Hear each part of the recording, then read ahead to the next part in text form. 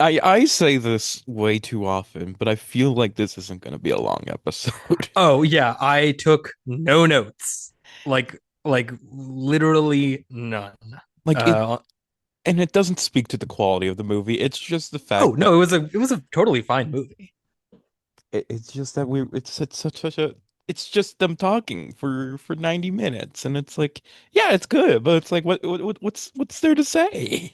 Yeah, it's this is not the kind of movie like this is a movie to be experienced, certainly. This is I feel like if anything, this is mostly just going to be us making the case for like, do we like it personally? Because Making the case for fan fiction as movie.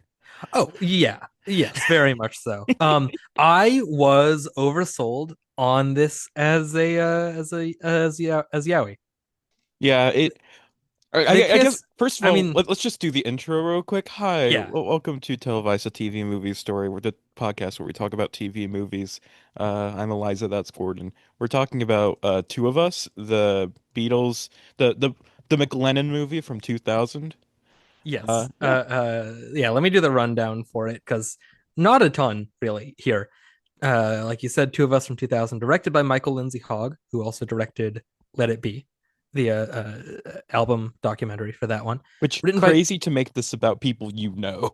oh yeah, well, one of them was dead, so But still, like it's not like that, but it's just like yeah, you know these people and then to decide to make a movie about them like decades later. yeah. What if they kissed? What if my friends kissed? I'm gonna make a movie about it. But even then, like I think the kiss is oversold or at least not oversold, but I was expecting it to be in a different light than it ultimately is. Written by Mark Stanfield, a first-time screenwriter who was just a what does Wikipedia describe him as? A longtime Beatles fan and Beatlefest attendee. Beetle So Fest attendee. Beatlefest, twice annual 3-day festival. Okay, since 1974. Okay, this has been going on. This seems like a an actual thing. Twice annual though. That's a bit much. Um, where Is it is still it? Does going this on? say? I mean, there's a the Wikipedia page has a poster for the 2024 version of it. So, okay, Beetle apparently it Fest, the happens. fest for Beetle fans. Yeah, yeah, it happens in Chicago. Apparently, again, twice a year is wild. But anyway, um, yeah, written by Mark Stanfield, stars Aidan Quinn and Jared Harris, and there's other people in it in small parts as like the fans and the cops and everything. But really, it's just Aidan Quinn and Jared Harris. Much like there are technically other people in My Dinner with Andre, other than Wallace Shawn and Andre Gregory. But like, It's uh, about them. yeah, it's really just the two of them, as the title would suggest, talking and interacting, and it's an I liked that the structure broke it up beyond just the two of them. I really don't want to just keep saying two of them over the course of this episode because it'll sound like I'm doing it as a joke, but it's just how you. But anyway, I like that they left the apartment. I liked that it didn't feel so confined.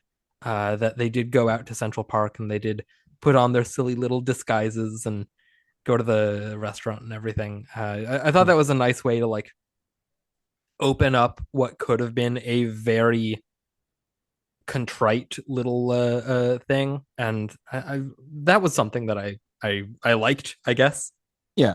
It like while I do enjoy, also I don't think you use contrite correctly. I'm sure I didn't. Um but yeah, it's just like while I do enjoy movies that are set entirely in one location, it's like it did feel more it felt more real, I guess, for them to like take a journey out and like yeah, like they put on their I love those fucking disguises where they pretend to be just two Yeah, German guys and they listen to music and smoke weed in the park. Two cops harass them and then they go out to the restaurant. And it's like it's all just fun. And like yeah, they really one really great thing about this movie is that it lets itself have fun. It lets itself be more than just like, oh, these are the two greatest songwriters of all time, and they had this bitter rivalry, and now they are reuniting. It's just like, no, they're just two pals hanging out, you know?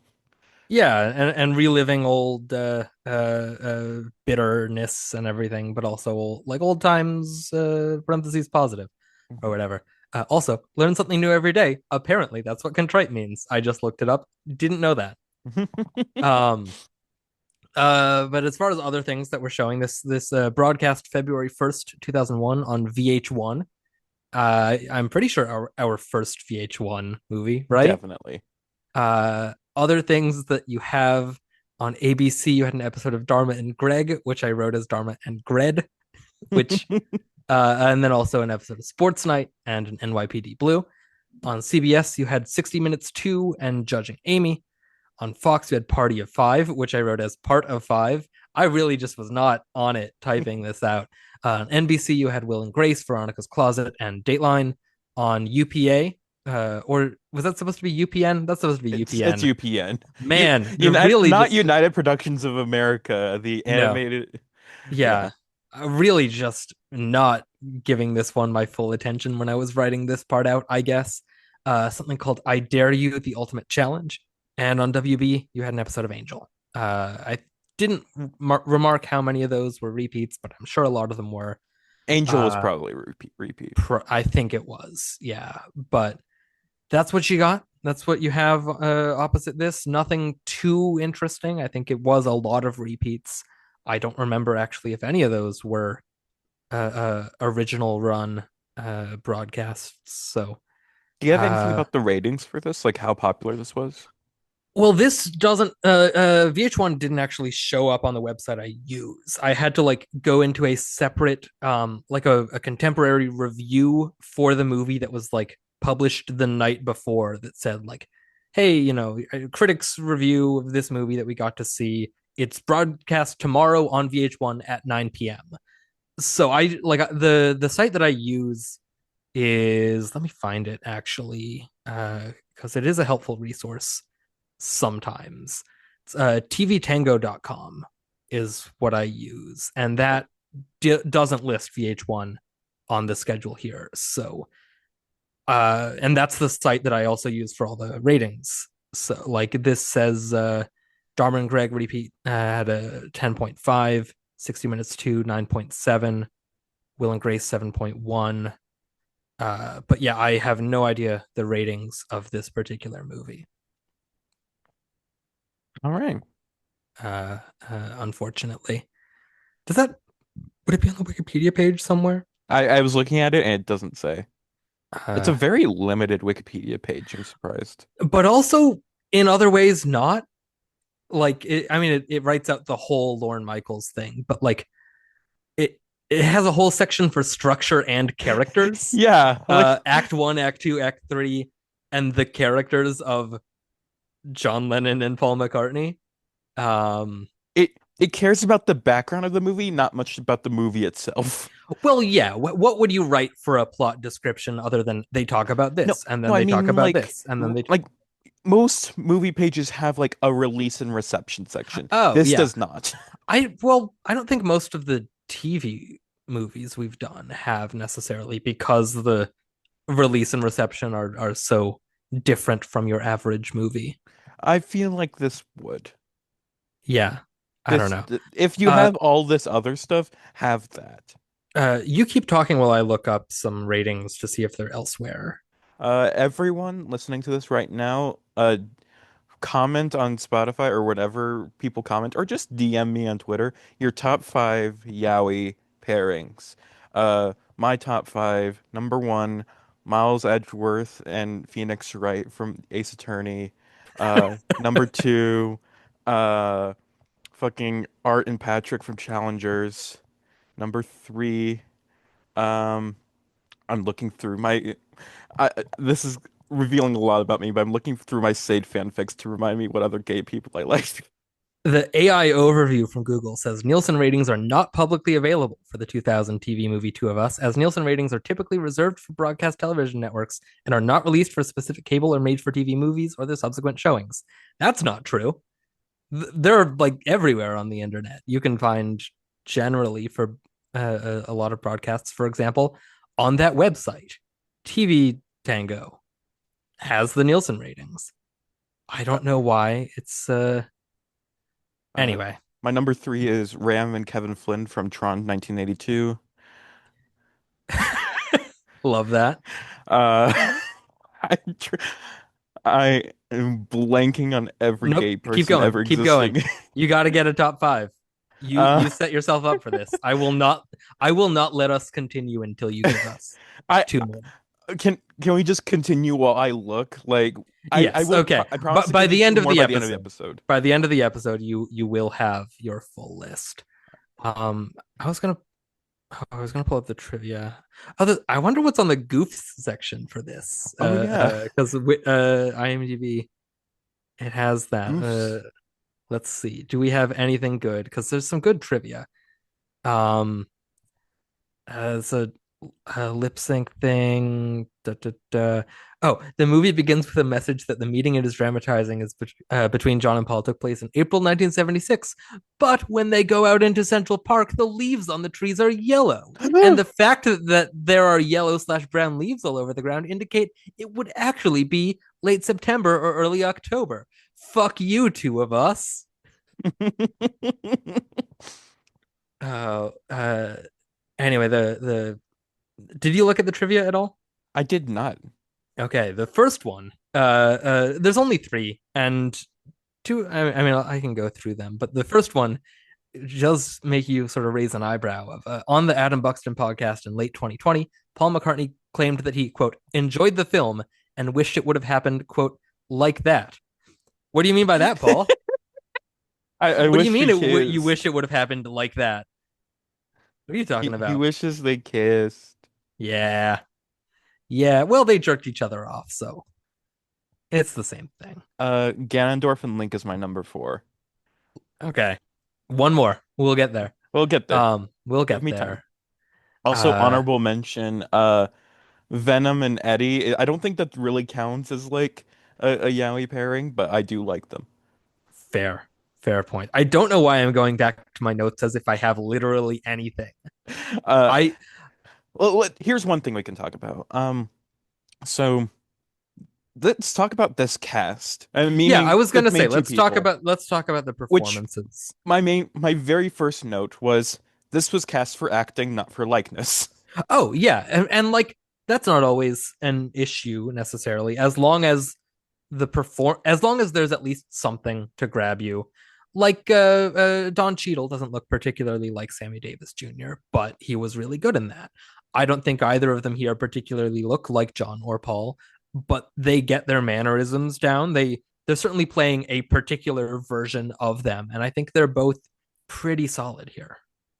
hmm Yeah, I especially really like Jared Harris, of course. Yeah. Although there's a lot of times when Jared Harris like is using his own uh talents of accent work, which I don't think John was that good at accents. Oh yeah, they both go off into same with Paul too. Like Aiden Quinn when they do the whole tumbling tumbleweeds and they start doing like uh John Wayne and I guess Y- Edward G. y- Robinson or Yeah, just like Cagney or all someone. these like weird accents, like it's just like old people and whatever.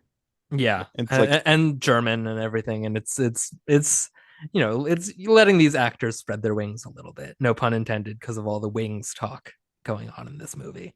mhm. Uh, how do you feel about Wings? How do you feel about Paul McCartney and Wings? So like I said, I think this was on a prior episode, but I am just not very familiar with the solo careers of the Beatles. Yeah. I like the most I know about any of the solo careers is about the Ringo Christmas album. Like I do like of all of them, I probably know the most about Paul McCartney's because I can name a few songs. I know, but even then, I don't know anything about Wings. I know about like, uh temporary secretary That's and Wings. oh, is that Wings? I thought that was just him. No, I'm Oh, pretty sure that's Wings. I ah, I, I think most of the Paul McCartney solo stuff is technically Paul McCartney and Wings. I could be wrong though, but like, there's Live and Let Die. There's yeah, know that. well, Silly Love Songs is the one that gets brought up a lot in this, but there's Never heard of that song before. let me look up some other Wings songs because I know there's the Band on the Run from Band on the Run. Yeah, temporary Jet. secretary is just Paul McCartney. It's Oh, from the album McCartney 2. oh, well, fuck me, I guess. Fuck you. Yeah, Jet is a fun one. Uh, yeah, I mean, I don't really know much Wings beyond the big ones, but like Band on the Run is good. Live and Let Die is great. Uh, yeah.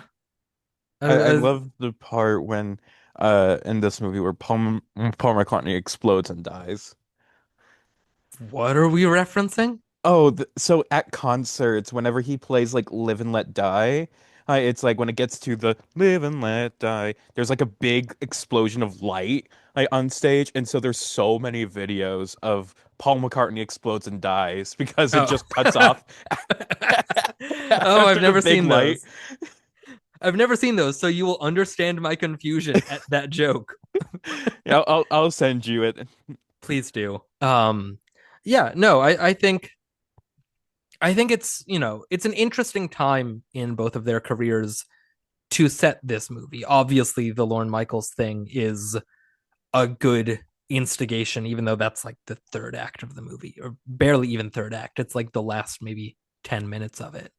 Uh, but I do think that it takes an interesting look at, you know, the two of them, fuck, I said it again, as individual artists, and how they are branching out and defining themselves separate from being Beatles.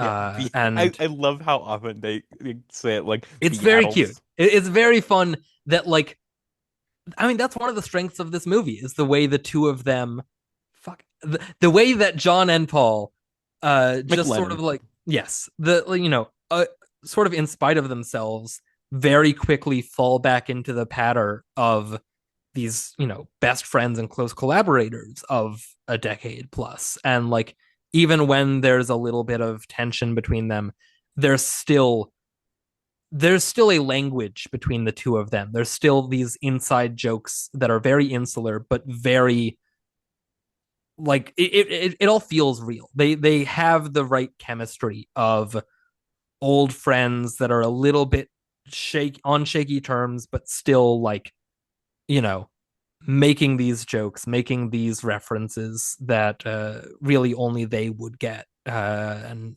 I find that very cute. I think that's a very charming, like, side of this movie. This movie doesn't really feel like fan fiction pejorative. It doesn't feel like, a fan writing just Beatle reference after Beatle reference for the sake of, hey, look at my guys. I'm playing with my Beatles dolls. Like, it does feel more It it's fan measured in, yeah. it's fan fiction endearing. Yes, absolutely. It's fan fiction that, like, knows where it's coming from and knows more of the ins and outs of the people that it's about than, like, oh, and here's a cheeky little reference to the music and everything. And you know at its most obvious, I think, is when it gets to be about Yoko and everything. Like, that is those are the points where it feels the most like it's trading in more obvious Beatles fandom stuff. But even then, I think it has an interesting perspective on that, more so than just, oh, Yoko broke up the band, and or, oh, Paul, broke up the band because of Yoko. Like, it has a more interesting take than any of that. Yeah, the interesting take being that Paul was mad at John for dating Yoko because he wanted to be John's girlfriend. Maybe so. But I do like that it has the moment at the end, that the bittersweet moment where Paul comes back up with the guitar ready to go down to 30 Rock, and he sees John on the phone with Yoko and, like, gets it, Hmm. and lets him have that. And I think that's a very sweet ending to this, that at the end of the day, he does sort of allow, quote unquote, John to not just be a former Beatle. To be straight. Yes, that too. By the way, my fifth pairing is Butch Cassidy and the Sundance Kid. Also, Paul Newman, Robert Redford. Very nice. Where's the Paul Newman Robert Redford movie like this? Where's that?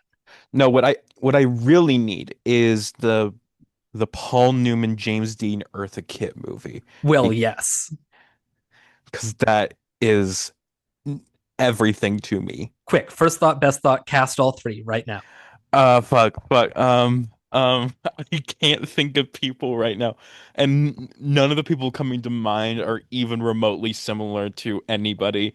Um, God, I, Putting you in the hot seat this episode, aren't I? I don't know No, actors that you would be you good. don't actually know. It's an impossible task of just off the top of your head who would be a good Paul Newman replacement. Like I'm not going to ask And that of you. and it's like the only thing that came to mind was Joseph Quinn as James Dean, and it's like, no, I don't want that. What the fuck? No, that would not be. Speaking of things I don't want Joseph Quinn playing, the Beatles. Let's go back to Yeah, two of let's us. talk about these fucking new Beatles. Yeah, which we haven't brought up at all over the course of this month yet. But Yeah, like we've got fucking like what is it? It's Paul Mescal as Paul. It's Joseph. no, Paul is he Paul? Yeah, He's I guess he is. Paul. Yeah, because Harris Jo Dickinson is John. I had it backwards for a second yeah, there. Harris Dickinson's John. Uh, Aidan Quinn is Nope, George, and not Aiden Quinn. Aiden Quinn is in this Joseph movie. Quinn. Joseph Quinn is George, Aiden Quinn is in this movie. and then we've got fucking Barry Keoghan as Ognir Rats, Yes, which it's like at best they're like I can see it, but it's like it I just like like some of those actors. I don't dislike any of them, I but the thing about like of the actors, it's like 3 out of 4 of them I would say like yeah they're good actors, but I don't think I want them playing Beatles. And then I just never really like Harris Dickinson. I have complete Harris Dickinson face blindness. When I try to picture Harris Dickinson, I picture George Mackay. I I couldn't. I mean, I know I've seen Harris Dickinson movies. I know I've liked Harris Dickinson in movies. I could not, picture a Harris Dickinson John Lennon. I don't know what that's good. I'm just seeing George Mackay in my head. It's I yeah. It's so weird how you're saying George McKay. No, it's Mackay. That's how it's Is it? pronounced. That's Uh, weird. That's when dumb. when he announced something at the Oscars, the 1917 year, he either he himself said George Mackay or the announcer said George Mackay. So yeah, it's Mackay. Well, that's stupid. I'm not pronouncing it like that. Fair.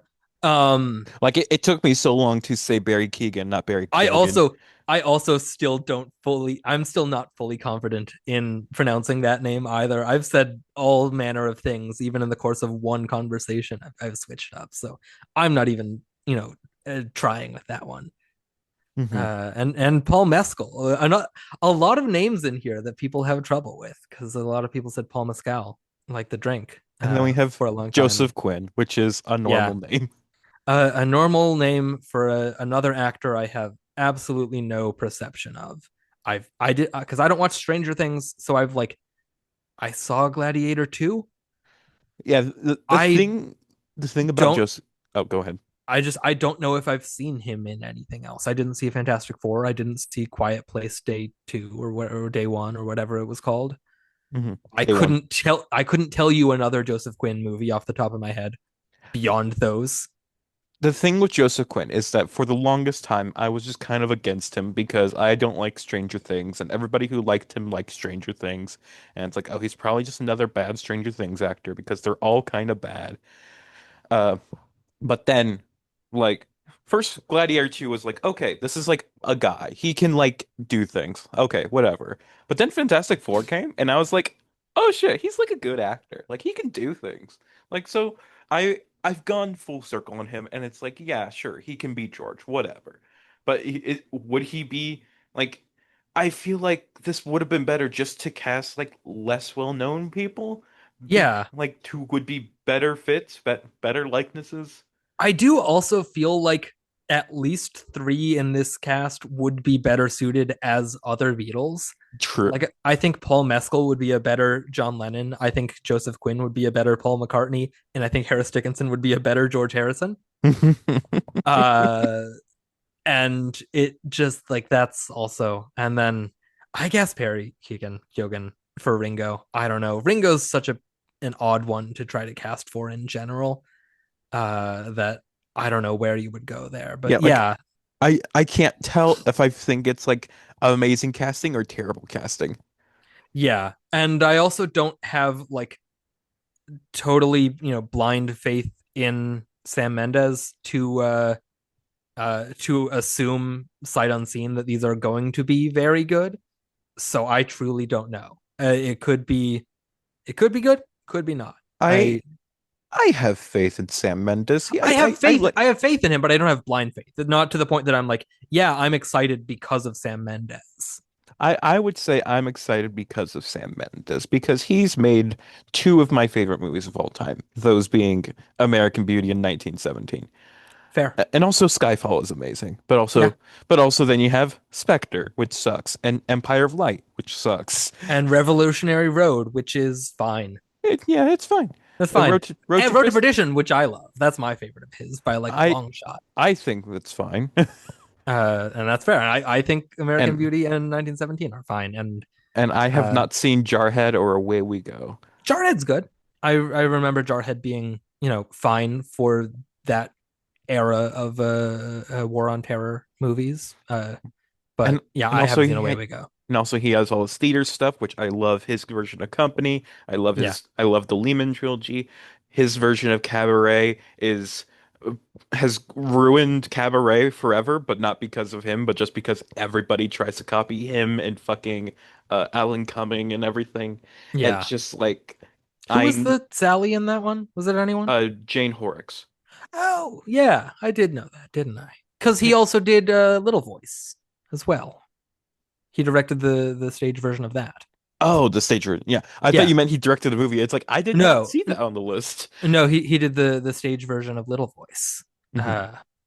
Uh, yeah, I am interested in those four movies coming out the same day, but and I also, oh that release strategy is yeah, killing me. yeah, it's misinformed. But I think we can use that to sort of segue into talking about. So this was a slot in our Beatles month where we knew we wanted to do Magical Mystery Tour, uh, because it has the Beatles Mhm. and Ringo because it seemed fun, and the Ruddles because I really pushed for that. And then for this one, we wanted to do a biopic. And there's a lot. There's a lot of different Beatles biopic TV movies that we could have pulled from, either about, an individual. There's like a Paul and Linda one. There's a like the Beatles, the early days. I don't know if I'm getting any of these titles right, but like, Yeah. And there's that one with Michael Fassbender as John Lennon. Or no, is it? not Michael Fassbender, Christopher Eccleston. Yes, Eccleston, and I think Andrew Scott is Paul McCartney. Um, Yes. and there's a John and Yoko one from the 70s. There's a lot of different ones. So I want to talk about like, well, why did we pick this one ultimately? I I know exactly what happened, and it's the fact that I insisted on this one because I heard this was the McLennan Yowie movie, Yes, and it's ultimately what it boils down to. Is really this was my segue into talking about the Yowie of it all. yeah, like this is a almost notorious film just because it is essentially a film made about a ship. And it's like Eliza, it, would you care to, for maybe our some of our audience members, explain what Yowie is? so Would you God, like to explain to Christoph what Yowie is? to Christoph probably knows. Come Maybe, on. but who's to say? No, but But yeah, yeah, Christoph and Jason, if you're yes, listening. and my boyfriend who does know what Yowie is. Yeah, yaoi or boy love or whatever you want to call it is gay stuff, but in fiction. Yeah, And a ship is when you take two characters or two people and you put them together in gay ways. like Kirk and Spock, the originals. Spirk. Is that what They it's called? I yeah. mean, I guess the other way is not so specific. Uh Sabira. yeah. And that's a lot of Yowie. Uh That but yeah, and um yeah, it's just, and this is one of the original like yaoi pairings, one of the original gay ships. Like that and McLennan and Spirk are the forefathers of queer like queer fandom or yeah, like queer shipping. and I gotta say again, was oversold on this movie vis-a-vis the yaoi of it all. Yeah, like it's not gonna be a movie where it's like they have a sex scene or whatever, Oh but it yeah, is but like it's very emotional, I knew there emotionally was a yaoi. kiss. Yes, I knew there was a kiss. IMDb trivia cites it. A lot of reviews on Letterboxd cite it. And so I was expecting, a kiss. And really, it's like John, like, while they're sort of playfully hitting each other, John, like, takes him by the head and kisses him. But it's like much more playful than anything. It's much more like, at the very least, it's a you can write it off as just two friends fucking around and like, you know, getting each other's goat. It's not presented as like straight up these are these two guys making out for gay reasons.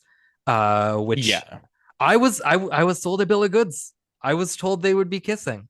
I was not told that it was John Lennon kissing Paul as like a jokey way, which, depending on your reading, maybe it's not. Maybe it's taking an opportunity, but it's still. I was expecting a more like thoroughly romantic moment than I ultimately got, and so that was a little bit disappointing. I think that's you expecting too much. It is, but also, it's not a fault of the movie. It's a fault of the reputation of it, the way people talk about the kiss of this movie and all that.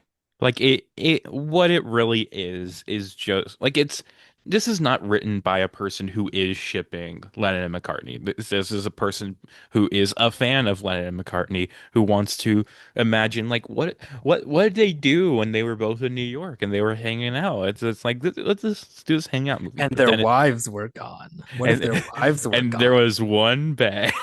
Yeah. But then yeah, it's just like then people like then it's like it gets taken by the fans who want them romantically together. It's like, oh my God, look at this yearning. There is so much yearning happening right now. Look at it on the screen. And yeah, that's it. Yeah. I Uh think it's fine. I had a elevated expectations versus what is actually on screen, uh and that's on me. one of my notes that I wrote is low key, this is just us looking in on Mick Lennon queening out together. Yeah. But also like, bitching at each other a lot. Like My, this is not a movie where John Lennon and Paul McCartney are like being best pals for an hour and a half. It's a lot of just like cattiness and resentment bubbling up from 6 years on. my note right before that was they're so bitchy, love them. Yes, exactly. Uh, we said we were going to talk about the performances, and then didn't really talk about the performances We specifically. we But talked enough. Like it's yeah, they're but they're like, good. They're good actors doing yeah, good performances. I do think I don't know. I maybe lean a bit more towards Aiden Quinn out of the two of them. I Uh, I was maybe leaning more part Jared Harris. Yeah, and maybe part of that is because Jared Harris, at the very least, is already British, and so he's just sort of he's not really doing a specific John Lennon voice, whereas Aiden Quinn really gets the Paul McCartney voice down. But a performance is not just accent accuracy, but I do think that the sort of melancholy of Quinn has Paul sort of wanting to make amends, but also being stuck in a more quote unquote frivolous musical point in his career, and sort of resenting John for resenting him for his success. I found all that stuff to be especially fascinating with the comparisons of their careers and their musical styles and everything. Um, I don't know. I liked that stuff a lot, where they were just sort of hashing things out between the two of them. Hmm. Yeah, like really like who you prefer in this is going to be more about like whether you prefer like because Jared Harris is giving a bigger performance and Yeah, Aidan Quinn's giving a more subdued performance. It's about which acting style you prefer more. Or and it's like it can be different depending on which movie, but in this movie I prefer Jared Harris's like bigger performance and like I agree. His his impression is worse than Quinn's. And it's just like and it's like it never rang as like a John Lennon impression to me. Like the voice doesn't really Yeah, sound like John Lennon at all. At least he's from not the Lennon. doing the like Paul Rudd. Oh, did you cut out or? Is he? Oh, did I? No, it's just like you just kind of Hello. stopped, and it's just like I wasn't sure like if that was an error or not. Oh, I don't. I I don't. think it's fine. I don't know. I kept talking, so I guess it. I guess it cut out. Either It cut way, out briefly. what I was doing wasn't really important enough for it to matter. Oh, As maybe it was you know, just like he's not Zoom's like doing audio like control. It read your John Lennon impression as like background noise. as white noise. Yeah, like what happens like when Oh, I that fucking rules. like when I laugh sometimes like it'll cut off on your end. I'm pretty sure. And so it's like Yeah, yeah. Uh too nasally, I guess. Too nasally for Zoom. Oh well. anyway, Um. but yeah, Anyway, but Jared Harris he what was I even saying? Even though his impression is not like an impression of John Lennon, I just think as a performance, as like it works better for me, like emotionally. Yeah. yeah. Oh, I'm not saying he's bad by any means. I Oh do still no, of think he's course. really solid in Like it. I like both of them. They're both really good. Yeah, But if I had they're to both pick good. one or the other, I would pick Jared Harris. It's like the Uh, age-old question, Lennon or McCartney, except with yeah, actors, you know? yeah. That age old question that everyone is debating: Jared Harris or Aiden Quinn. Exactly. Everyone on the streets is always coming up to me asking, "Are you a Jared Harris or are you an Aiden Quinn?" And I never have an answer. I just love Benny and June and fuck, what's a Jared Harris movie? Chernobyl. Chernobyl. So equally so much. I, the thing is, you had an Aidan Quinn movie off the top of your head. I could not name one. Like I did not I know he could was in name Benny and June. he's the main guy in Benny and June, which I only remember because that's the first thing I saw him in, and I was like, oh, here's this Aiden Quinn guy, and then that never came up again in all my movie watching career since then. Is not a personality I needed to store in the back of my head as much as I have all these years on from watching Benny and June in high school. Like I just the only thing I remember from Benny and June is that there's Johnny Depp and a girl in it. Yeah, who is Rosanna Arquette? Um, Who is it? Mary Stuart Masterson. Oh, there you go. Um, Also, Wow, what the fuck is this cast? yeah, Julianne Moore, Oliver Platt, uh, CCH uh, Pounder, Dan Hedaya, William both H. Macy. William H. We got two people we've covered on this show. Yeah, CCH Pounder and Dan Hedaya. uh, And Oliver Platt, was he in something? he's in no, he's in Pieces of April, which we talked about on Lone Acting Yes. Nominees, but I don't think we've done an Oliver Platt TV movie yet. That is until we Uh, do Bessie or some other TV movie he's done. uh, yeah, there's The Infiltrator. plausibly a lot of those.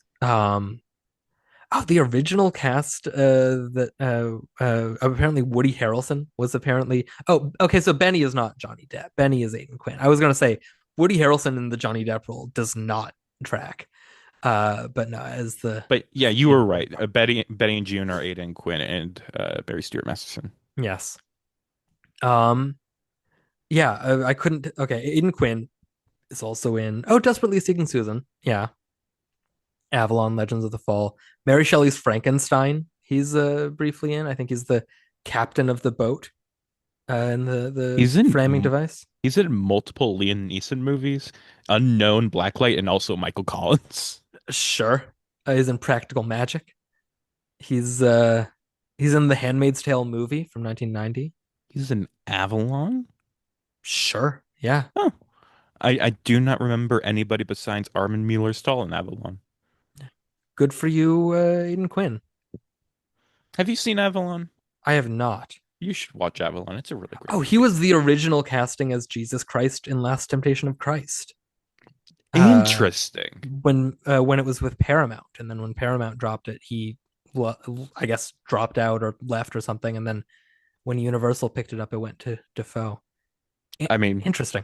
that's better. Oh, definitely. Yeah, I don't think that movie works. I think that, I mean, leave it to me to be the Willem Dafoe acolyte, but yeah, I don't think that would have worked nearly as well with Aidan Quinn. Hmm. Um, yeah, I think he holds his own pretty well as Paul McCartney. Doesn't look a thing like him, but he carries himself well. And oh, that's just the Wikipedia page for Paul McCartney. I meant to pull up Jared Harris, but I pulled up Paul McCartney And you instead. pulled up the wrong Beatle as well.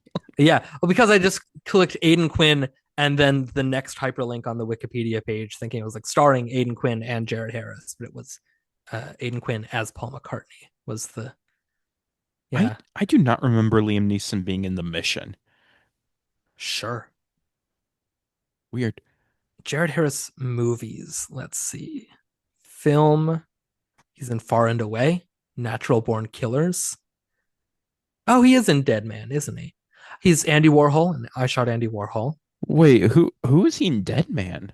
He is I think it's him and Billy Bob Thornton and the some other guy are the three cannibals. I'm Oh, pretty sure he's one of the uh, cannibals I there think with it's Iggy Pop. Iggy Pop is the third one. Some other guy. Yeah, I'm pretty sure he's one of the cannibals there. okay, fun. Uh, This is a very engaging podcast. I hope so. Uh, he's in Mr. Deeds. He's in Igby Goes Down. He's What in the Benjamin Button. fuck?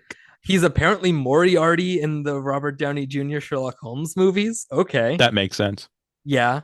I had no memory of that. He plays Ulysses S. Grant in Lincoln. Sure. He's playing Gorbachev in an upcoming movie called Reykjavik with Jeff Daniels as Ronald Reagan and Jared Harris as Okay. Mikhail Gorbachev, J.K. Simmons, Hope Davis, some other people. We'll see if that's something. He's also in Gold in the Streets starring Jim Belushi. He's in Morbius. He is, in fact, in Morbius. He's in the Poltergeist remake. Let's stop. Yeah. What else about two of us? Uh, Um, I I don't know.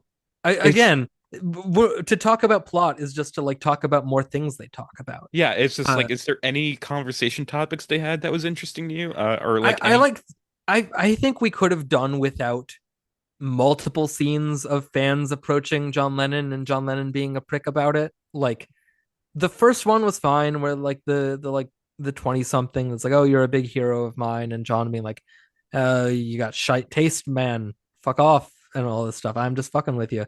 But then we didn't need also the older couple and then also the woman on the street that stops them. It feels a little bit too repetitive of like we got it the first time. We don't need to spend so many scenes right in a row doing this. But Mhm.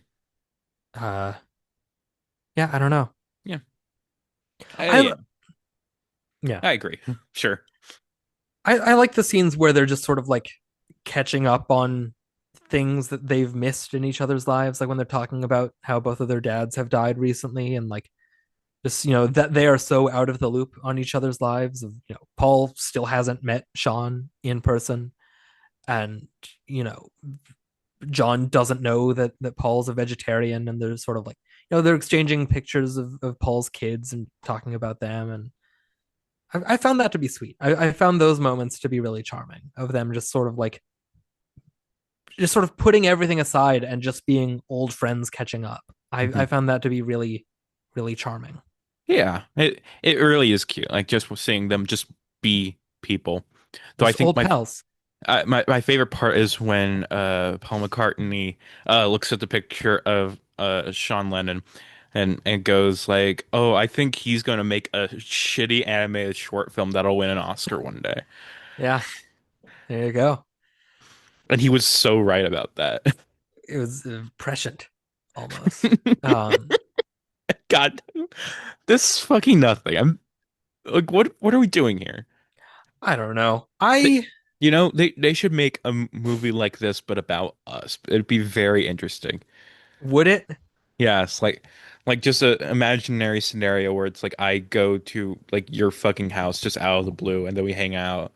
It'd be awesome. I believe it.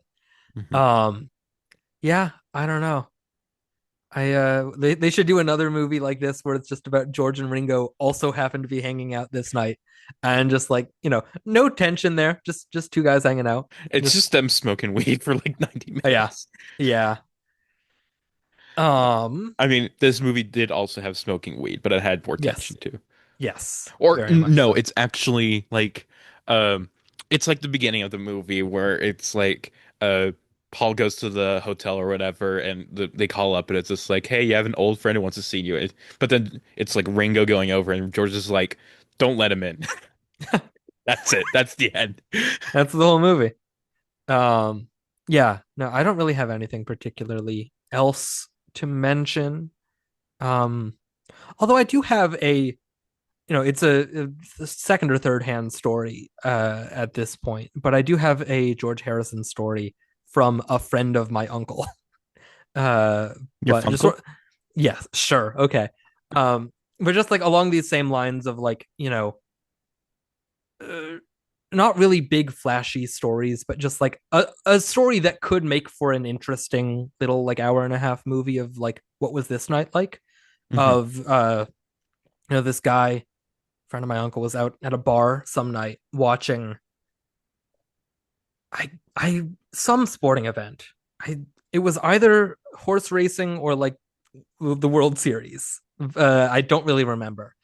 Um, but he sees down the bar some guys there, also watching, and it's George Harrison, and he's like, "Oh fuck, I'm not gonna like approach George Harrison to say like, oh, I'm a big fan."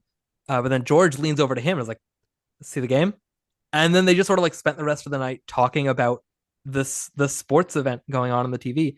Never once came up that, hey, you're George Harrison.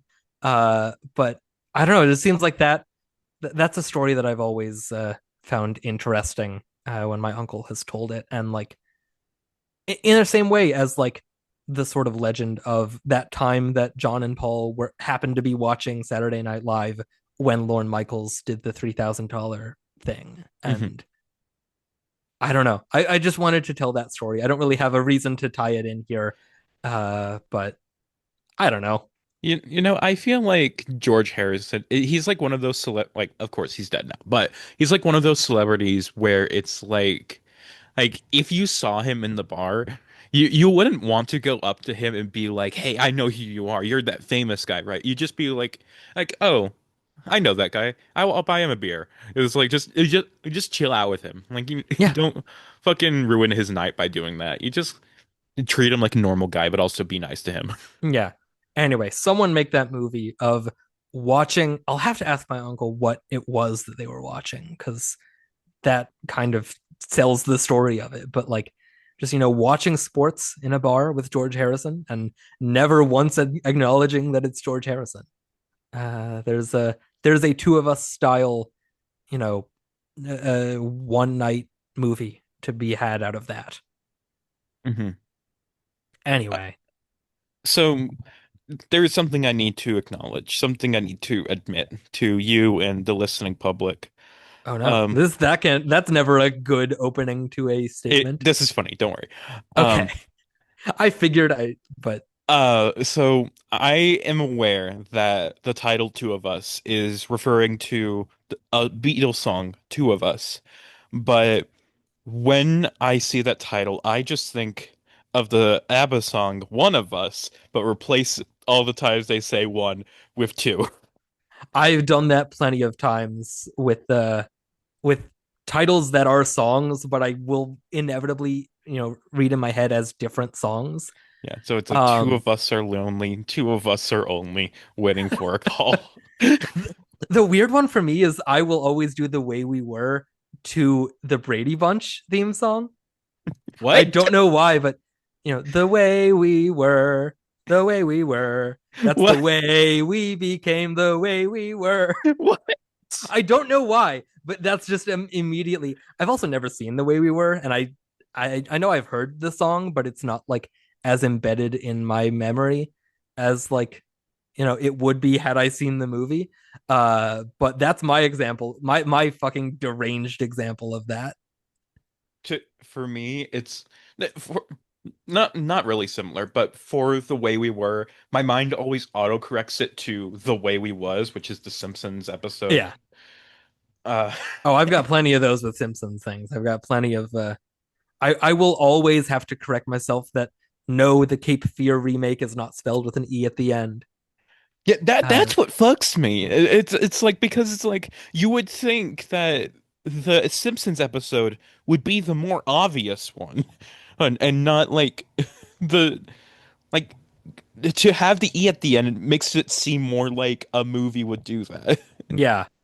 What's the reasoning behind that Simpsons episode just adding an E rather than making a joke somewhere else? What does that mean, actually, in I the don't context of the episode? I've never thought about that. Why is the Simpsons episode Cape Fear just called that? because I think they just didn't want to make it the same title as the movie. They Well, wanted to yeah, make it I just different. like why is that the route that they went to make It it different rather look than, some other joke? look, the reason, as always, is because that's what got the biggest laugh in the writers' room. I guess I'm gonna look this up. I'm gonna look up on the Simpsons wiki. This is an episode with many tangents and okay, behind the laughter. No, that's not gonna have anything about this. I should start reading out lyrics to HMS Pinafore while you do this. You should. Episode was banned in Germany until 1999. Okay. Um, Um, references slash trivia. Let's see. Episode was more in line with the remake. It's released the year this was made. Trivia. Last episode produced by the original show writers and runners. That's a trivia. That's like an actual legitimate trivia point. Um, yeah, I'm not. I have no idea why it's called Cape Fear with an E. but Gordon, did you know that I am the very mo model of a modern major general? I have information, vegetable, animal, and mineral. I did know that I actually. I know the kings of England, and I quote the fights historical, from Marathon to Waterloo in order categorical. I knew that as well about you. Mhm. Do you want to know more things about me? Yeah, I'm very well acquainted too with matters mathematical. I understand equations both the simple and quadratical. About binomial theorem, I am teeming with lot of news, with many cheerful facts about the square of the hypotenuse. What kind of like do I am teeming with lotto news just to make it rhyme with hypotenuse? love that. Love that. And that's all the facts you get to know about me. I'm not continuing this bit. Fair. Do we have anything else to say at all about two of us? No, not at Yeah. all. Again, I took zero notes. I was kind of like, not that I wasn't paying attention, but I was kind of doing other things while watching this one. But uh yeah, it's not really a movie that inspires a lot of like specific conversation about the ins and outs of it, but it's worth a watch for sure. If you are a Beatles person, if you're a Yowie person. Um Gordon, what are Yowie your person just seems like a wild, like just like a very Tumblrized description of just a gay guy. Oh, is he a Yowie person? Is he Yowie in real life? Gordon, Uh, what are your top five Yowie pairings? I don't know if I don't know if I have a set. I'm sorry. Okay. I Gordon is not gay, confirmed. Gordon's straight now. well that'll be news for my boyfriend to hear listening to the episode. I mean, someone has to tell him, and it will be me.